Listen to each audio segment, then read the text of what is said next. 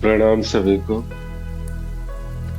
भोग भी और मोक्ष भी, क्या ये संभव है? कोई आध्यात्मिक उपाय कैसा भी हो कि जब वो किया जाए तो उसके बाद फिर सांसारिक भोग भी हमें मिलते रहे और साथ साथ में जो मोक्ष की बात होती है वो भी हमें प्राप्त हो सके। मोक्ष का मतलब है कि जैसे जो भी है, किसी को स्वर्ग चाहिए, किसी को वैकुंठ चाहिए, आदि आदि अपने अपने सुख है। तो वही वही सुख जो है वो सब भी प्राप्त हो जाए और मुझे किसी प्रकार से जो है ये भोग भी हमें जो है वो मिलते रहे संसार में। जो सांसारिक जो हमारा जो जो कुछ भी है संसार में प्राप्त होना, वो निरंतर हमें प्राप्त होता रहे। इसके साथ साथ में जो एक आध्यात्मिक उन्नति है वो भी जारी रहे, वो भी चलती रहे। क्या ऐसा संभव है? कोई उपाय है क्या ऐसा? तो देखो, ये बहुत सारे साधकों के मन में भी होगा और बहुत जैसे श्रोतागण है, यूट्यूब पे भी जाता है ये वीडियो, तो वहां पर भी जो बहुत सारे साधकों के मन में इस प्रकार के प्रश्न आते होंगे कि कोई तो ऐसा उपाय होगा कि जिससे हमें ये दोनों ही चीजें प्राप्त हो जाए। देखिए, एक चीज है कि अगर आपके जीवन में गुरु नहीं है, कोई आध्यात्मिक मार्ग नहीं है, तो फिर ये सब जो है बस एक प्रवचन मात्र, इससे ज्यादा कुछ होगा नहीं। अगर आप एक आध्यात्मिक मार्ग पे, चलिए ठीक है, आप पूजा पाठ थोड़ा बहुत ही करते हैं, वो भी एक मार्ग तो है ना, कम से कम भक्ति मार्ग ही है।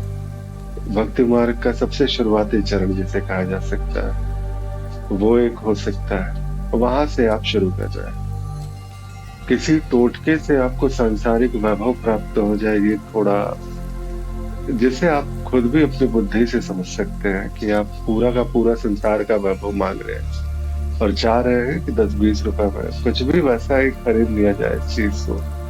कोई छोटा मोटा प्रयास कर जो है वो ठीक है। एक थोड़ी बहुत जो है वो आपकी निष्ठा देख करके अगर वो कृपा हो जाए तो वो अलग बात है, लेकिन 99.9% जो है, जो संभावना ऐसी है कि टोटकों से कुछ होने जाने वाला है नहीं। वो आपको जो है वो जीवन को जो सुंदरतम आप बनाना चाहते हैं वो आप बना नहीं पाइएगा कभी वैसे में। इसके लिए आपको एक यथावत तरीके से आपको आगे चलना होगा। ये तरीका किसी न किसी एक आध्यात्मिक मार्ग का चुनाव करके उस पर बढ़ना होगा। आध्यात्मिक मार्ग कैसे? जैसे हम कहते हैं कि कोई आध्यात्मिक मार्ग है, तो एक भक्ति मार्ग, तंत्र मार्ग, योग मार्ग, ज्ञान मार्ग, जिस भी मार्ग पे जैसे भी चलना हो, जिस भी गुरु में आपकी निष्ठा हो, कभी ये नहीं कहता कि आप निर्वाण धाम या फिर मेरे पास में, जहां पर जैसी निष्ठा हो आपकी, जिस भी गुरु के पास में आप जाना चाहते हो वहां जाइए। जिस वक्त आपको वैसे गुरु का साथ मिलेगा, वैसे गुरु का मार्गदर्शन मिलेगा, तो ये सहज रूप से जो है वो सारी चीजें होने लगेगी। जैसे कहते हैं ना कि बहुत बार गुरु के, और वो भी ऐसा नहीं है जैसे कहते हैं कि कोई जो मृत गुरु की बात नहीं है, जो शरीर में है वास्तव में, उस प्रकार के गुरु हो तो ज्यादा बेहतर हो। क्योंकि ये भी एक बड़ी कृपा से होता है कि वैसे गुरु का मिल जाना। और जब वैसे गुरु मिल जाते हैं तो उन गुरु का सानिध्य पाइए, और उन गुरु के जो सानिध्य से आपको बहुत सारी चीजें हैं वो जो, क्योंकि देखिए सांसारिक गुरु संसार की तरफ जो है, जो भी आपकी जो दिक्कतें हैं, आप स्पष्टता से आप उन तक अपनी बात पहुंचा सकते हैं जो जीवित रहेंगे। जो शरीरधारी नहीं है, फिर वहां तक भी पहुंचने के लिए आपको एक निश्चित आध्यात्मिक उन्नति करनी पड़ती है, तभी उस प्रकार के गुरु आपके संपर्क में आते हैं और फिर उसके बाद फिर बातें आगे होती है। कई बार संप्रदायों के माध्यम से ऐसा होता है, संभावना बनती है कि वैसे गुरु भी होते हैं जो उनसे भी, क्योंकि संप्रदाय उन्हीं के द्वारा चलाया जा रहा है, तो वो जहां भी रहे उस संप्रदाय से जुड़े हुए सभी लोगों पे उनकी दृष्टि होती है। तो वहां पर भी थोड़ी बहुत सहायता मिल सकती है, लेकिन सहायता मिल रही है इस पर आपको संदेह होगा, कई बार ऐसा होगा। तो इसीलिए ज्यादातर जो है, अगर अगर आपके पास में एक ऑप्शन की बात करें तो शरीरधारी गुरु वो ज्यादा मुझे लगता है बेहतर होगा। ये कैसे प्राप्त होगा? तो अगर इस पूरे के पूरे अस्तित्व में अगर देखा जाए, जो भोग भी दे और मोक्ष भी दे, तो वो देवी से अतिरिक्त जो है कोई दूसरी शक्ति नहीं। कोई भी देवी हो, कोई भी हो, माता का जो स्वरूप है वो किसी भी स्वरूप में आपके सामने आ सकती है। बहुतों की आसक्ति वैष्णो देवी में रहती है, तो वहां पर भी जाते हैं। बहुत घर में काली को पूजते हैं, कोई किसी को पूछता है, दुर्गा को पूछता है। हम सभी घर में दुर्गा सप्तशती आदि का जो शारदीय नवरात्र के जो आते हैं समय पर्व आता है उस समय हम लोग सभी व्रत भी धारण करते हैं, देवी को बुलाते भी है, और इस प्रकार से वो मतलब उनका आह्वान किया जाता है। वास्तव में देवी या माँ ही, जिसे कह सकते हैं, माँ के पास में ही ऐसा हृदय है जो इस प्रकार की करुणा कर सकती है। नहीं तो पिता तो नियमों के हिसाब से चलता है, वो कहाँ देखेगा तुम्हारे जो भाव है, तुम्हारे सब कुछ है, तुम्हारी आवश्यकता है। माँ कहते हैं कि छुप करके भी पैसे दे देती है, पिता से छिपा करके, ये लो पहले जाओ तुम खाओ पियो तो यहाँ पर अगर भोग और मोक्ष अगर दोनों चाहिए तो किसी देवी की आराधना, तो स्पष्ट रूप से मैं कह सकता हूँ ये बिल्कुल प्रमाणित बात है। इसके अतिरिक्त जो है दूसरा कोई मार्ग नहीं हो सकता। देवी की आराधना आप सभी मार्गों से कर सकते हैं। आप भक्ति मार्ग से भी जा सकते हैं, तंत्र मार्ग से भी जा सकते हैं, और कभी कभी ध्यान मार्ग में भी देवी का जो चिंतन है वो भी उस पराकाष्ठा तक आपको ले जा सकता है। जीवन में एक गुरु का होना इसलिए मैं कहता हूँ कि आवश्यक है, क्योंकि देवी की आराधना कैसे करनी है, घर में भी जैसे हम जो करते हैं ना, जो पद्धतियां करते हैं पूजा की, ब्राह्मणों को बुला के जैसे करते हैं, वो क्या है? वो दक्षिणाचार तंत्र ही तो है। किसी न किसी प्रकार से एक छोटे मोटे तौर पे जो है वो तंत्र का ही विषय होता है। फिर वो बनाते हैं ना, वो नवग्रह बनाते हैं, फिर वो पंच परमेश्वर को बुलाने का वो जो पूरा का पूरा, फिर षोडशी महाविद्या का वो एक यंत्र बनाते हैं वहां पे, और उसके बाद फिर वो सारी साधनाएं होती है। इसके बाद फिर भोगों में आप सभी जो है वो मेवा मिष्ठान आदि फिर वहां पे चढ़ाते हैं। तो ये सब क्या है? ये दक्षिणाचार पद्धति से जो है वो एक तांत्रिक विधान ही है, लेकिन दक्षिणाचार पद्धति है।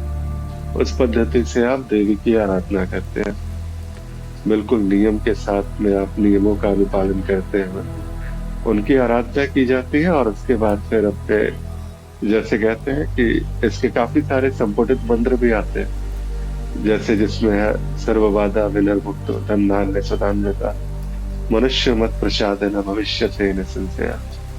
सभी बाधाओं से मुक्ति, और आज तो मुझे सब कुछ प्राप्त हो ही, और भविष्य में भी संशय न रहे, भविष्य में भी सारे भोगों की मुझे वैसे ही प्राप्ति हो। तो ये बिल्कुल सामान्य सी बात है। आप इस प्रकार से साधनाएं कर सकते हैं। घर में भी जो ब्राह्मण भी है वो कुछ समय के लिए आपके लिए गुरु हो जाते हैं, वहां पर उस गुरु तत्व के रूप में वहां पर आते हैं, तो वो आपकी पूजा पाठ को संपन्न कराते हैं। लेकिन एक वास्तविक एक सदगुरु अगर आपके जीवन में है, तो वो फिर उसके मार्गदर्शन में जब आप चलते हैं, कई बार ऐसा भी होता है ना कि हमें जीवन में अगर कुछ प्राप्त नहीं हो रहा, माना कि जैसे बहुत सारी चीजें हैं जो हमें प्राप्त करनी है, लेकिन वो प्राप्त नहीं हो पा रहे, तो बहुत हद तक हमारे अपने पाप है, हमारे अपने जो जितना ये जो प्रपंच है हमने फैलाया हुआ है माया में, और इतने अनंत जन्मों में जो हमने इतने सारे अनंत पाप किए, वो कहीं ना कहीं जाकर के व्यवधान तो उत्पन्न करेंगे। और बहुत जन्म जन्मांतरों के जो पाप है वो आपको अभी भी उसी प्रकार से वो जो दुख है, तकलीफें है, वो यहाँ पर आकर के दे रहे हैं। गुरु एक जो सदगुरु होता है उसके लिए तो खैर 3-4 जन्म 5 जन्म के जो पाप है वो भी मच्छर समान है, इसको कह सकते हैं। वो बड़े आसानी से उसे खत्म करता है बहुत सहजता से। लेकिन ये कृपा चुनिंदों पे होती है, जो गुरु के प्रति वास्तविकता से अपने निष्ठा दिखाते हैं, गुरु से लायक समझता है कि हाँ ये कहीं ना कहीं ऐसी संभावना है कि भविष्य में जाकर के ये अपने जो वास्तविक है वो अपनी पराकाष्ठा को पाएगा। वहां एक संभावना दिखती है। तो गुरु से भी वो वैसी कृपाएं मिलती है फिर वहां पे। और इसलिए कहते हैं कि जीवन में गुरु आवश्यक होता है। इसलिए नहीं कि आपको वो विधान समझाए, टोटके बताए कि ये करो वो करो। वो सब उसकी लीला है, गुरु की लीला। वो करता रहता है वो, कि तुम थोड़ा ये कर लो। तुम इसी प्रकार से कम गुरु का चिंतन तो कर रहे हो, देवी का चिंतन तो कर रहे हो कम से कम। तो बात ये है कि वो प्रपंच के द्वारा तुमसे देवी का चिंतन करवाता है।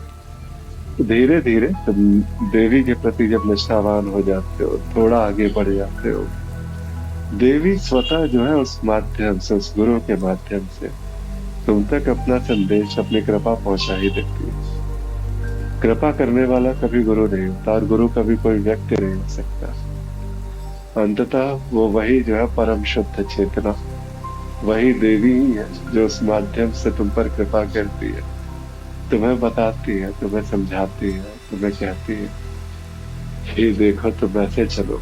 तुम जहां जहां गलत करते हो तो देवी ही भाव रूप में आकर के तुम्हें बताती है, रोकती है। तुम्हारा अगर चित्त अभी अशुद्ध है, तुम देवी के द्वारा दिए गए भावों को समझ नहीं पाते हो, तो फिर गुरु की आज्ञा के रूप में वो तुम्हें प्राप्त होता है। गुरु आज्ञा करते हैं कि जाओ वो काम करो जा करके तुम। तो गुरु आज्ञा नहीं करते, वास्तव में देवी ही है जो गुरु के माध्यम से तुमसे वो सारे कर्म करवा रही है। तो जैसे जैसे तुम देवी की तरफ बढ़ते हो तो देवी तुम्हें सब कुछ देती है, ये इसमें कोई संशय नहीं है। तुम भुक्ति मुक्ति कर दायिनी, ये ऐसे ही उनका नाम नहीं पड़ा है। तो वो बिल्कुल सहज रूप से आपको सब प्राप्त होगा। भोग भी प्राप्त होंगे जो सांसारिक भोग है, और मोक्ष भी प्राप्त होगा, जो भी तुम्हें चाहिए। स्वर्ग आदि जितने भी वैभव चाहिए, सारा का सारा वैभव तुम्हें प्राप्त होगा, बिल्कुल स्पष्ट रूप से, बिल्कुल भी निश्चिंत रहो। कौन सी देवी की आराधना करनी चाहिए, तो बिल्कुल इस पे भी संशय मत करो। जिस गुरु के भी सानिध्य में गए वो गुरु तुम्हें खुद बता देगा कि तुम्हारे लिए कौन सी देवी की पूजा आवश्यक है। क्योंकि संभवतः अगर इस जीवन में तुमने देवी को चुना है, तो बहुत हद तक ऐसी संभावना है कि कई जन्मों से वही देवी तुम्हारी आराध्या बनकर रही है। गुरु तुम्हारे समस्त जन्मों को भी देख सकता है। लेकिन वैसे गुरु बड़े रेयर है। तो मिल जाए तो बिल्कुल पकड़ लेना, उन्हें छोड़ना भी मत। वो गुरु देखता है, वो गुरु ही बताता है तो कौन सी देवी की आराधना करनी चाहिए, तुम्हारे लिए कौन सा आवश्यक है, कौन सी साधना करनी चाहिए जिससे तुम्हें सब कुछ प्राप्त हो। तो वो बताए, उस मार्ग पर चलो आगे। और घर पे अगर ऐसे ही करनी है पूजा पाठ, तो फिर तो करते रहो। फिर कोई भी पूजा करो, सारी की सारी जो है, फिर ये आकांक्षा मत रखना कि मुझे कुछ अति विशिष्ट कुछ प्राप्त हो। हाँ, अगर तुमने भाव से वो संबंध जोड़े, वास्तविकता में तुमने माँ के रूप में उन्हें स्वीकारा, उस देवी को, तो इतना याद रखो कि वो तुम्हें, माता ही तुम्हें किसी न किसी गुरु तक पहुंचा देगी।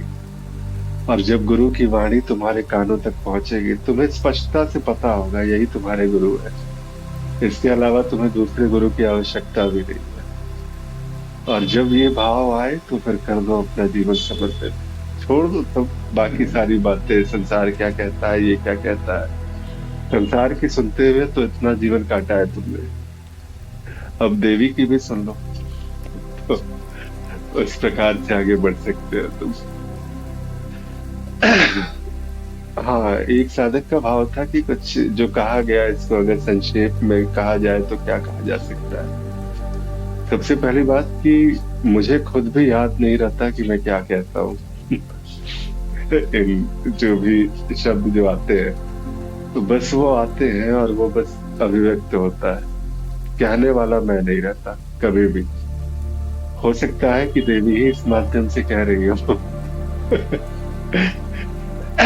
ये कहने की बात है।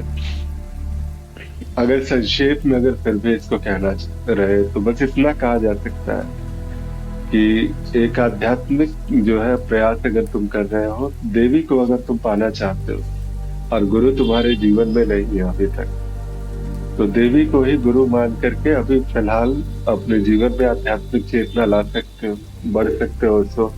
लेकिन डूब जाओ, अगर देवी की भक्ति में है तो उसके अलावा तुम्हें कोई दूसरा दिखाई नहीं देना चाहिए। महादेव के भी मंदिर में जय काली। मैं ये कहता हूँ भाई, नारायण के भी मंदिर में जाओ तो जय काली, उसके अलावा दूसरा नहीं, अगर काली तुम्हारी इच्छा है तो। इसी प्रकार से ये होती है, निष्ठा होती है। तो जब इस निष्ठा से आगे बढ़ोगी तो काली तुम्हें तुम्हारे गुरु तक पहुंचा देंगे। और जब गुरु तक पहुंच जाओ तो फिर छोड़ दो अपने आप को गुरु के ऊपर, कि जाओ गुरु अब जो है जैसा कहे, जैसा समझाए वैसा करो। और खुद देखोगे गुरु के आने भर से जो है तुम्हारे जीवन में जो सुधार होगा, धीरे धीरे वो सारी की सारी भोग मुक्ति आदि जितनी भी चीजें, वो सब तुम्हें सहज रूप से प्राप्त होगी। बिल्कुल इतना ही सरल है, इतना ही सहज है, इसको इतना जटिल मत समझो, बहुत ही साधारण सी बात है।